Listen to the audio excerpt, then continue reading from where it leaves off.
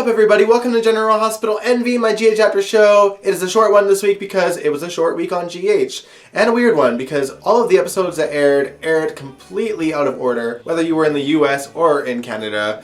I mentioned last week that I did not get the Christmas episode, or the Christmas Carol episode, on Monday. I got the episode that you guys were supposed to get if they didn't preempt the show.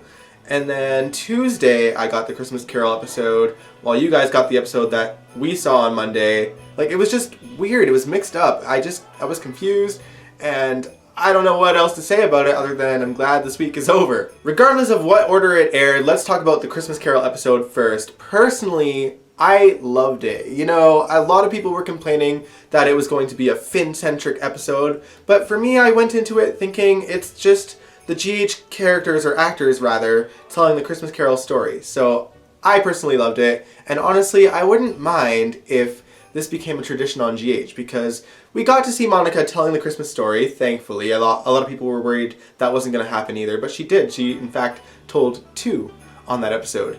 But I would love if GH just kind of did a tradition of telling different classic Christmas stories with the cast. It was pretty cool. I liked it. And I thought the sets looked amazing. I thought all the actors did an amazing job. I don't know. I loved it. What did you guys think? Let me know in the comments below. Since we're talking about traditions, it's only fair that we talk about the most traditional family on GH, and that is the Quartermaine family. Tracy Quartermaine returned this week, and again, it was a little off-putting because the episodes aired out of order, and so if you got the Christmas Carol episode Monday, Tracy was just there already, watching the Christmas story be told, like she had never left. And thankfully it wasn't like that for me. Monday is when she appeared, and she walks into the Quartermaine house equally as confused as myself, because, okay, the house got renovated, right? And to be honest, I think it's hideous, but the most confusing thing about the renovation is that the front door is now on the other side of the room. Like, it's on the other side of the stairwell. I'm so confused. Like, how do you move a front door? It doesn't make any sense to me. It just hurts my head. When Tracy was distraught over the new renovations, I felt that. There was nothing wrong with the Quartermaine mansion before. Why couldn't they just keep it? It's just, okay, I'm gonna stop, because I am hoping that the effort to renew the Quartermaine mansion, no matter how misguided, I think hopefully is the writer's way of letting us know that they're invested in the Quartermaine family again. I mean, we did get Brooklyn back, Tracy is back for a new story, and the house itself is starting to get full of characters again. So if this renovation means that we're getting more Quartermaine families, then I am here for it, no matter how hideous the house looks, okay?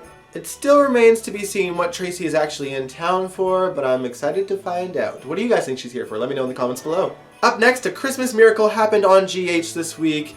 Jason, with the help of Ned, managed to get Sam out on parole, so she got to spend Christmas with her family, and it was such a touching moment. I mean, I do love me some J-Sam, so I'm a little bit biased, but I thought that anyone who doesn't think that that was a sweet moment has no heart, okay? I also got a kick out of the fact that Nell found out that Sam got parole after trying to throw her under the bus. I mean, I love to hate Nell. I love Chloe so much. Like, I adore her portrayal of Nell, and I love actually seeing the character on screen because she makes it so fun. Personally, I'd love to see Nell out of jail too, to wreak a bit more havoc in Port Charles. She is a force to be reckoned with. Beyond that, there isn't a whole lot more to talk about. I mean, we did see Christmas at the Corinthos house, and it happened. Like, it wasn't that entertaining. Gladys was there and kind of being a bit shady, and she was on the phone with her supposedly dead son. I mean, they didn't really reveal that he wasn't dead, and her excuse does seem legitimate, you know, leaving a voicemail just to hear his voice. It seems legit, but Sunny, I don't think, believes it. Probably the weirdest thing that happened at the Corinthos house during Christmas was that Jocelyn and Dev are outside, and I guess they saw Santa Claus in the sleigh, and then all the Corinthos clan went out there and looked at it too, and they were just like, wow. I'm sure Maurice loved doing those scenes. It wasn't cheesy at all. It also seems that Jordan and Curtis are about to get a new story on the show. On the last episode, Jordan gets a phone call from someone letting her know that a friend of hers has passed away, and she's pretty distraught over it. So I guess that's a new story for them in 2020. At least they weren't completely forgotten about. But yeah, that's pretty much it. Like I said, it was a short week on GH, only 3 episodes, so there wasn't a whole lot to talk about. So what I want to know, given that it is the final GHMV of the year, and we're going into a whole new decade, I want to know, number 1, what your favorite story of the last year was, and number 2, what your favorite story was in the last 10 years. Let me know in the comments below and we can discuss it below. I'm looking forward to chatting with you guys.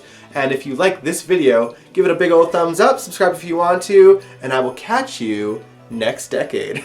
Happy New Year's, guys. Take care.